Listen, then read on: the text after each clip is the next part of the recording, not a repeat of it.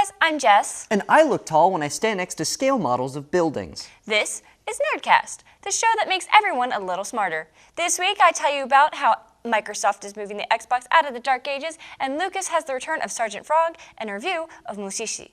Meanwhile, Jeremy has reviews for Avengers 29, which ties into Marvel's next big event, Original Sin. Also, what does it mean that Superman is doomed?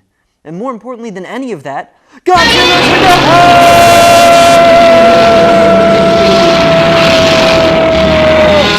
to the Batmobile. Let's go.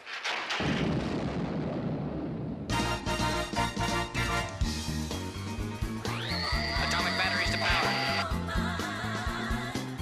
Turbines to speed. Roger. Ready to move out.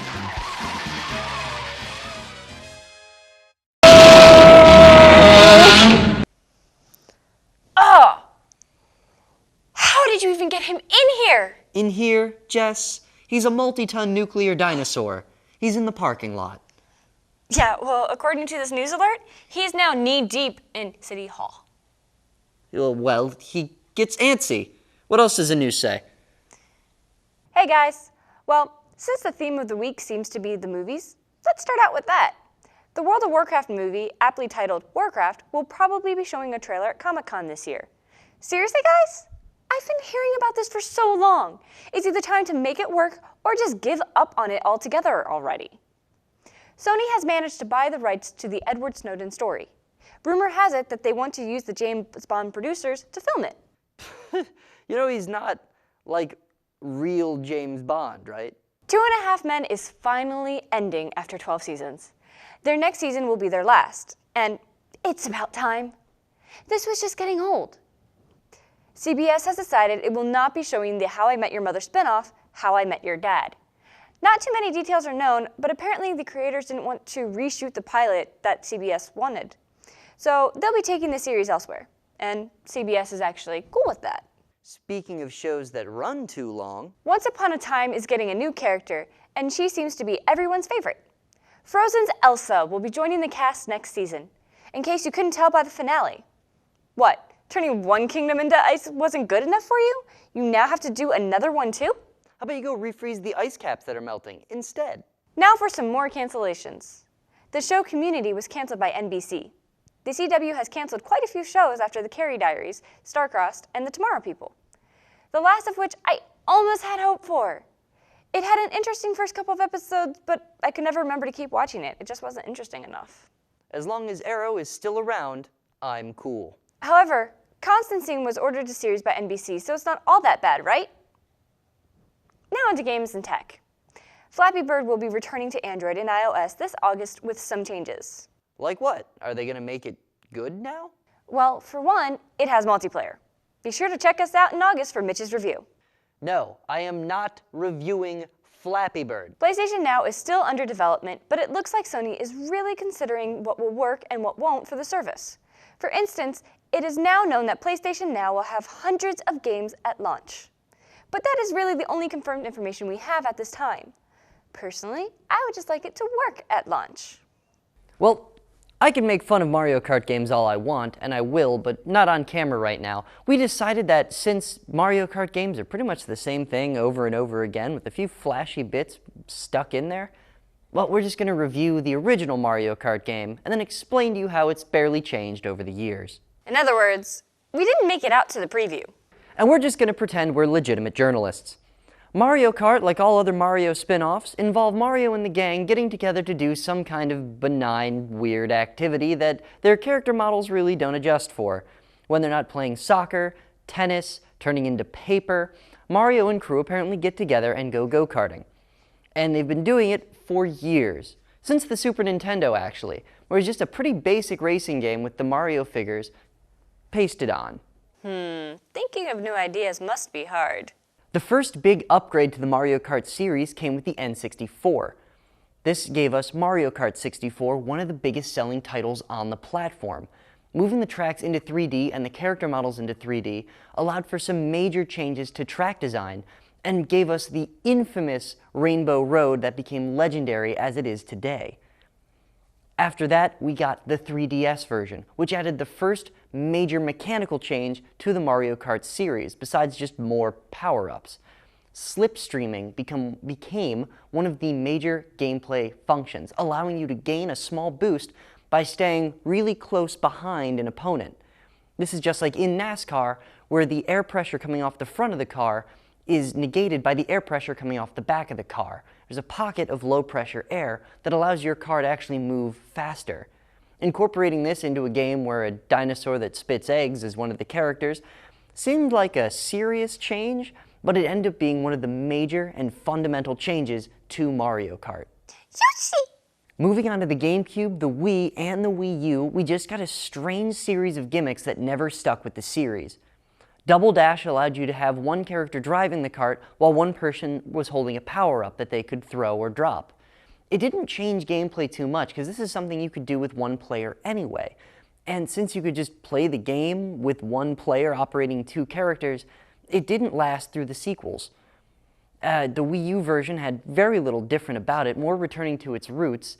I think the closest thing it did was add motorcycles, so just a lightweight class car to the overall roster.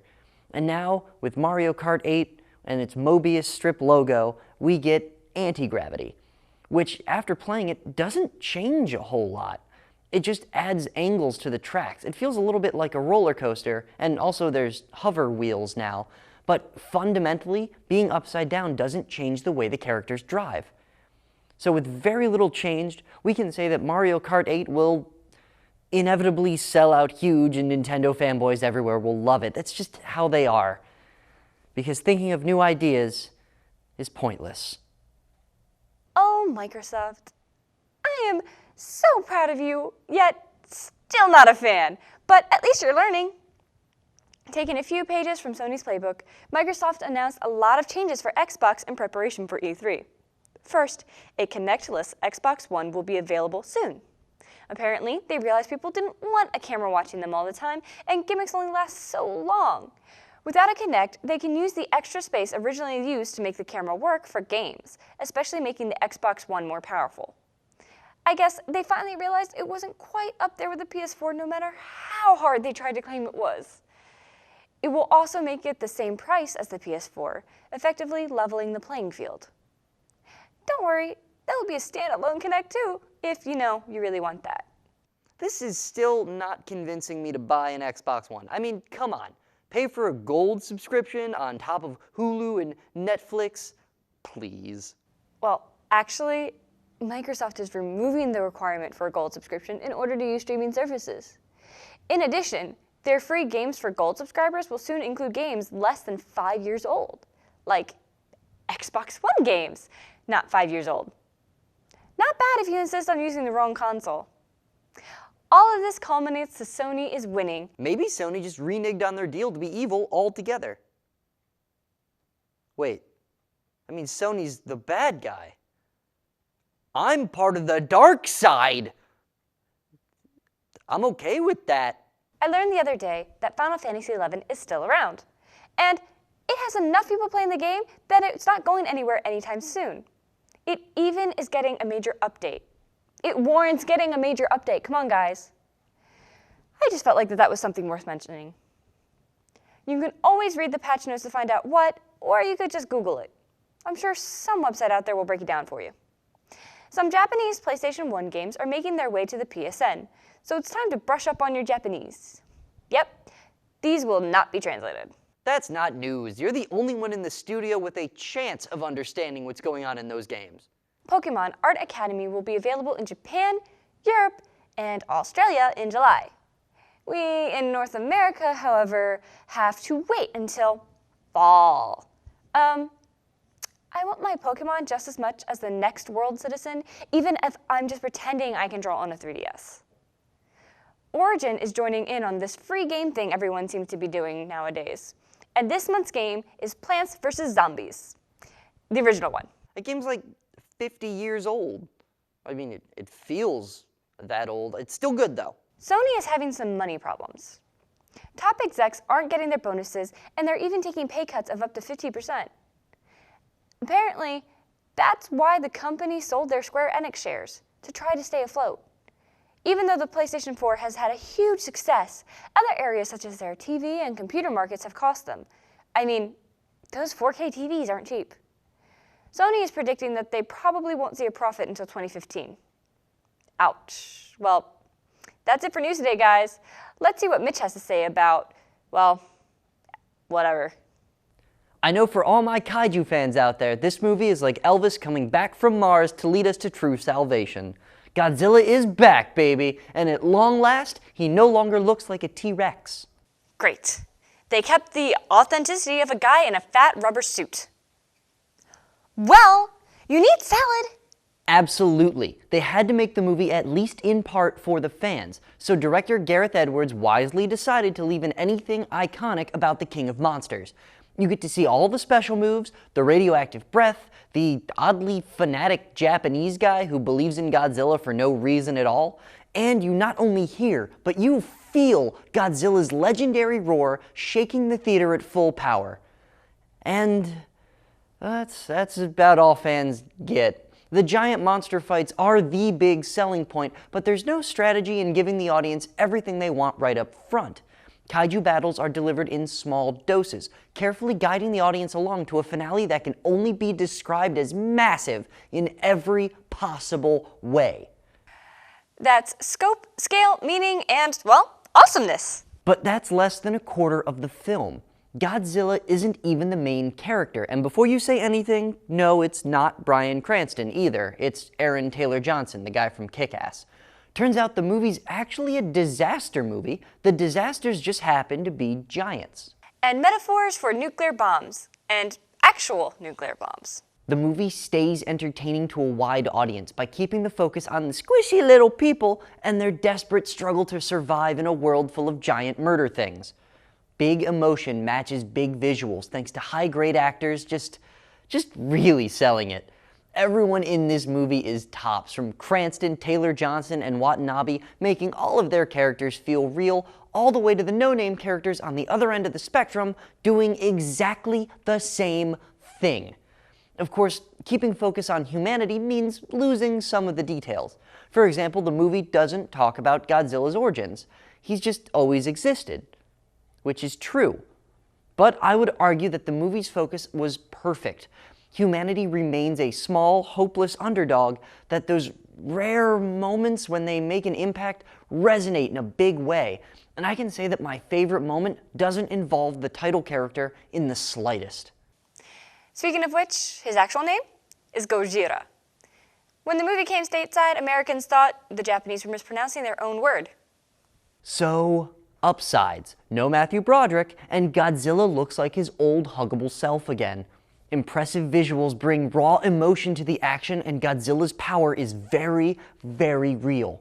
My biggest complaint is that the overall story is simple, and it would be bland or campy if not for the absolutely astounding acting talent. I can even forgive taking the focus away from Big Green because, well, he doesn't talk. That doesn't count. Doomed. Doomed! We'll be okay. Okay, Godzilla seems like he's kind of friendly, so as long he doesn't step on us, we should be okay. No, not us. Superman. Superman is doomed. And everyone in Marvel is doomed because they're mad at each other because of all the secrets that are coming out in Original Sin. Comics are just dark this week. We need something to lighten the mood. Being Puppy Cat. It's so cute and happy. Deadly Hands of Kung Fu #1.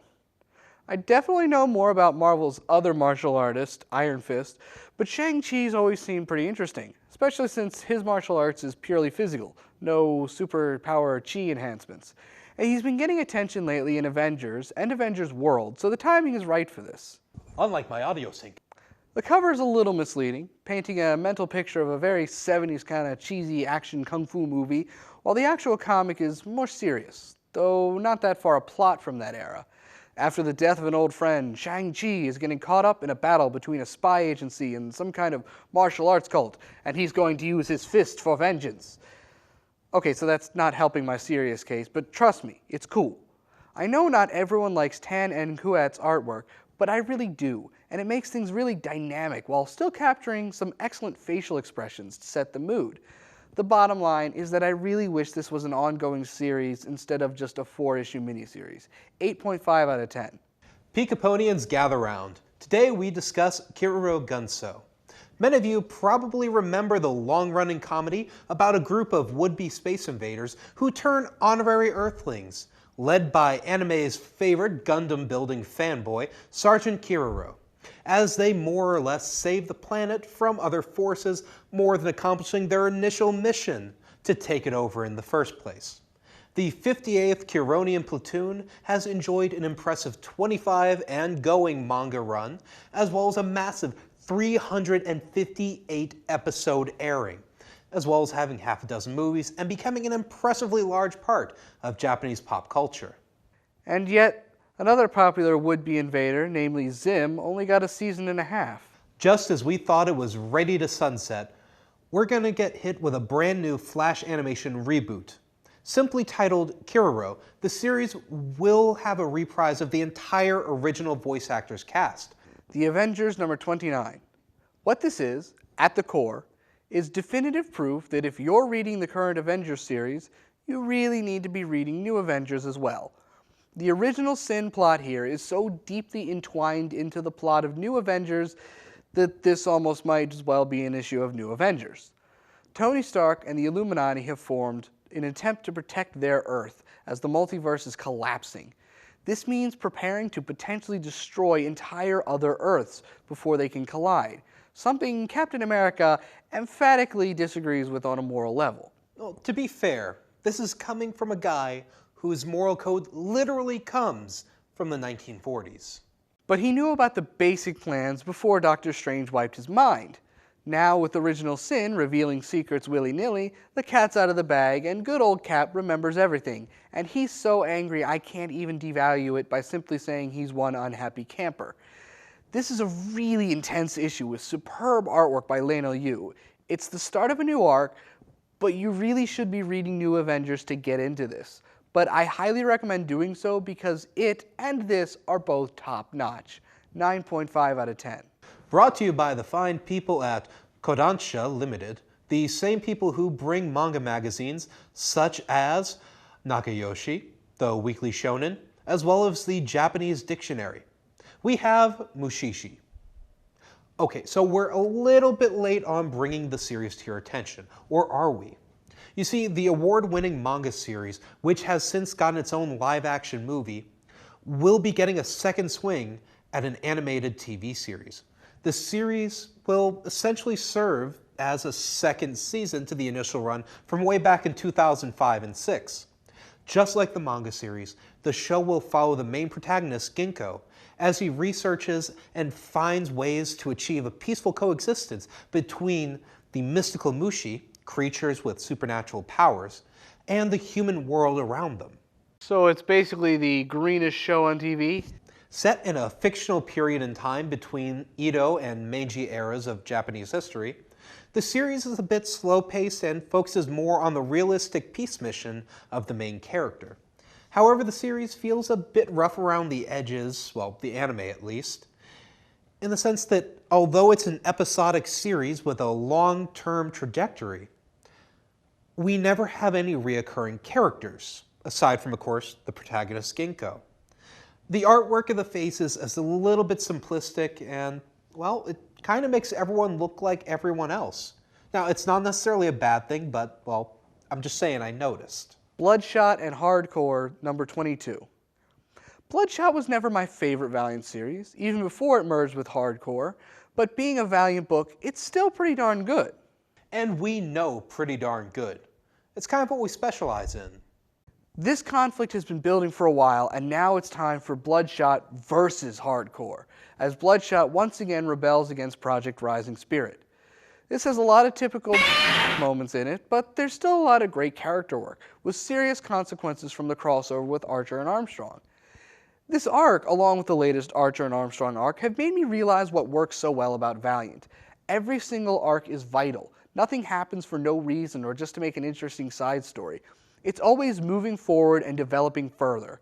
This is probably the best arc since the series changed names, with a proper balance of action and character drama. 8 out of 10. Now that many of you may be done with finals or getting ready to be, hopefully you'll have enough free time now to check out a series that just finished wrapping up, Kill la Kill. The TV adaptation is brought to us by Hiroyuki Imaishi, as well as Kazuki Nakashima. Now, for those of you who don't remember these guys, they are the ones who they turned over the Gurren Lagann series to. The story is one of vengeance, drama, a little bit of comedy, and just a hint of magic, focusing on a school where the student council are given uniforms that grant them superhuman powers to further oppress their peers. Enter Ryoko Matoi, a rebel with a cause, wielding a longsword resembling half a pair of scissors. She is essentially transferred to the school to find the other half of her cartoonishly large pair of scissors, as well as avenge her father's death, even if she has to go through the student council to do so. Sounds about like my junior year. It's a series with a decent anime run, a 2-volume manga run, and there's also an OVA on the way, sometime in September. Superman Doomed. Last month, all the Superman titles spent an issue setting up this big event, building up a doomsday beyond all doomsdays we've ever seen. In fact, this doomsday is built up so big that it's impossible for the fight to live up to it. I mean, the first time Superman fought Doomsday, it gave us one of the biggest fights in comic history, stretching across 4 series for several months. This story had build-up and battle in one single issue for a Doomsday squared, so monstrous that everything that gets close to him burns and dies, or is poisoned and dies. It's like a Baltimore summer. Superman just beats him too easily. The fight is pretty awesome, but it was impossible for it to be cool enough. On the plus side, the one-shot does a good job at tying together the various plot threads from Action Comics, Superman, and Superman Wonder Woman, and doing it in such a way that doesn't leave you lost if you're not caught up. This week's Action Comics continues the story with some excellent but inconsistent artwork and digs deep into Superman's character in this story that is challenging him on the most internally painful way. And then Superman Wonder Woman has a lot of how the change is affecting his friends and loved ones. Overall, Superman Doomed is shaping up to be the big Superman story we've long needed in the New 52. The one-shot gets a 6.5 out of 10 for the disappointing fight, but Action Comics 31 gets a 9 out of 10, and Superman Wonder Woman gets an 8.5. Okay, so brace yourselves for a double-down, no-holds-bar anime update. For those of you following anime's favorite coffin-wielding sorceress and friends, the series Chaika, the Coffin Princess, has announced that it will be getting a second season sometime in mid-fall, probably around October. This series should be picking up where it left off, and hopefully this will be just the first of many green lights for the show. It has also been revealed through various sources that the show will be released on a bi-quarterly basis, meaning that it'll probably continue coming out every spring, fall, fall. In addition to this, I am also pleased to announce, in the spirit of handing out second seasons like candy, that everyone's favorite dandy guy in space will be combing the airwaves like his pompadour once again come this July. Dandy guy in space. It's Space Dandy! Yep, but due to its overall lack of long-term narrative storytelling, it's hard to say where the series will go from here. But I think it's safe to assume that the crew of the Aloha Oi will be up to its usual comedic antics. And now we get to the top 3, bottom 3, starting with the top 3. The third best comic this week was Batgirl number 31, because Ragdoll. Number 3 for our top anime pick this week, we have the new series Kiroro. The clips look pretty promising, although they're a little bit on the simplistic side. The second best comic this week was Secret Avengers number 3, a perfect balance of awesome spy action and fantastic comedy. Coming in at number 2 for our top anime picks of the week, we have Captain Earth, a show that really nails the mech genre. The best comic this week was The Avengers number 29. Hard-hitting emotions that have been a long time coming and setting up a totally insane arc within Original Sin. And our number 1 top anime this week is Black Bullet. Now, it's had an ongoing manga series since 2011, but now it's getting its very own anime. Paul Cornell, I know you can do better than this. And topping the bottom list for anime this week, we have Baby Steps. It's kind of in the middle of the road there, but did we really need another tennis series? The third worst comic this week was Constantine number 14. Painfully formulaic, barely connected to the ongoing story, and the plot was resolved by utter convenience that made no sense. Our number 2 bottom anime this week is Diamond Daler, Prince vs. Penguin Empire. The second worst comic this week was Wolverine number 6. Not only did this read like the most basic of writing styles, it skipped around so much that it felt more like a recap of itself than an actual issue. And topping our bottom list for anime, we have Rowdy Sumo Wrestler Matsutaru. I thought, maybe I'll give it another chance. The art style is kind of refreshing, and the story's still awful. The worst comic this week was All New Ultimates number 2. Hardly anybody looks right, too many things are happening, and a lot of those things are just stupid. You playing Mario Kart at a time like this? Wait, who's playing as Yoshi? Oh yeah, we're friends now. He's a really cool guy. Okay. Wait, how does he hold the controller? Good. Gameplay. It's still the same mechanics as the previous games, and many fan-favorite tracks are returning, so there'll be a pretty small learning curve for returning fans. Like my brother. Bad. It's the same game as the last 11 games. They just added ATVs and changed a few tracks. Random. It's getting its own website that is essentially Miiverse. You can share your rankings, show videos, comment on them. Like seriously, what are you doing? Good. Customization. All the carts, bikes, and brand new ATVs are customizable. Bad. Anti-gravitation. As if driving around wasn't hard enough, you can now drive on the ceiling. Like that makes it better. Also, they made all the tracks narrower. Great. Random. Thanks to the anti-gravitation feature, 2-player mode will now be split vertically instead of horizontally. Good. Speed boost. If a player hits another player, instead of both of them just spinning around, they both get a speed boost. Bad. It's a Nintendo game. It's a Mario spin-off game. It's just chock full of gimmicks. Random. All the characters have their own stats based on weight classes. Like Mario and Luigi are in the medium weight class, while Bowser and Wario are in the super heavy. Don't really get Wario there, though. Good night, sweet prince. Back to your ocean home. Well, that's it for this week, guys. If you liked what you saw, follow us on Twitter and Facebook, or just watch all of our episodes on YouTube. Next week, more news, more reviews, and more crazy nerd stuff. See you there. Oh, God. We're the only ones watching. Don't put that in the bloopers. This is Nerdcast. This is Nerd Ghost.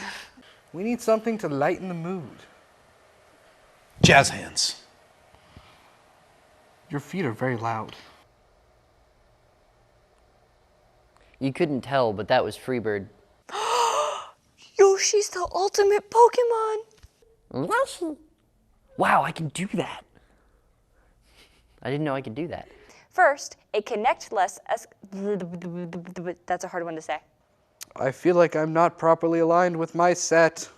And I look tall when I stand next to scale models of buildings. You don't look tall next to anything. I look tall next to things that are shorter than me.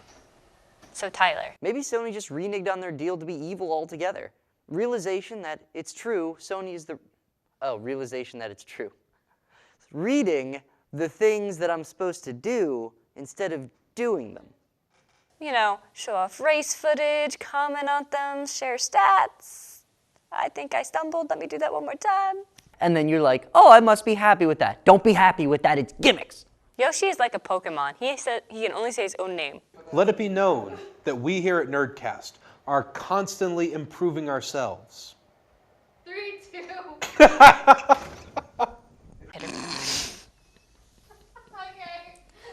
Dry run. I don't think that can even be in the bloopers. You told us to dry run, and so we dry ran. Immortalized forever as we say inappropriate things. You know what? Time to go.